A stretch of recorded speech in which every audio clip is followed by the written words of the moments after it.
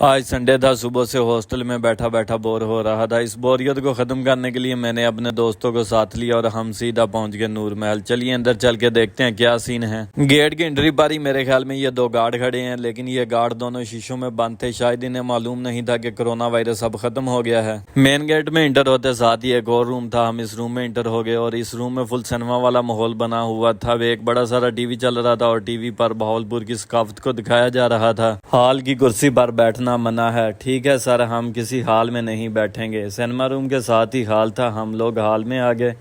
حال میں نواب صاحب بے حال بیٹھے ہوئے تھے، تو آئیے ان سے پوچھتے ہیں کیا حال ہے سر آپ کا۔ پھر میں نے بے حال نواب کے ساتھ ایک سنیپ بنائی۔ نواب صاحب اسمائل۔ حال میں بے حال نواب کے سامنے نواب فیملی کی کچھ تصاویر پڑی ہوئی تھی اور ان کے ساتھ ان کا ایک پیانو بھی پڑا ہوا تھا۔ پیانو پر لکھا تھا کہ پیانو بجانا منع ہے۔ بھائی ہم نے پیانو دیکھا ہی پہلی بار ہے، ہم نے کیا پیانو چھنکنا بجانا ہے۔ حال کے ساتھ ایک اور روم تھا جس میں بڑے بڑے پوسٹر وغیرہ لگے ہوئے تھے، جس میں نواب صاحب کے کارنامے اور بہاولپور کی ثقافت کے بارے میں بتایا جا رہا تھا۔ ساتھ ہی روم میں نواب صاحب کی چھوٹی بڑی بندوقیں اور پسٹل وغیرہ اور اس کے علاوہ چھریاں، تلواریں اور چاقو وغیرہ بھی رکھے ہوئے تھے۔ اتنی دیر میں سیکورٹی والا بھائی آ گیا، وہ کہتا سبھی لوگ باہر آ جائیں، لائٹ شو شروع ہونے والا۔ ہمیں نہیں تھا پتا کہ آج لائٹ شو ہے، میرے خیال میں لائٹ شو ہر ویکنڈ پہ ہوتا ہے ادھر۔ ساتھ ہی روم میں نواب صاحب کا بیڈ رکھا ہوا تھا اور بیڈ پر بھی بیٹھنے کی اجازت نہیں ہے۔ ٹھیک ہے نواب صاحب، نہیں بیٹھتے ہم۔ اور ادھر ساتھ ہی نواب صاحب کے ویسٹ کوٹس اور کوٹ وغیرہ لٹک رہے تھے، یہ بھی پہننے کی اجازت نہیں ہے۔ باہر نواب صاحب کی 3 شاہی سواریاں کھڑی ہوئی تھی، جس میں نواب صاحب کا شاہی ٹرک، شاہی ٹرین اور ایک شاہی بگی شامل ہے۔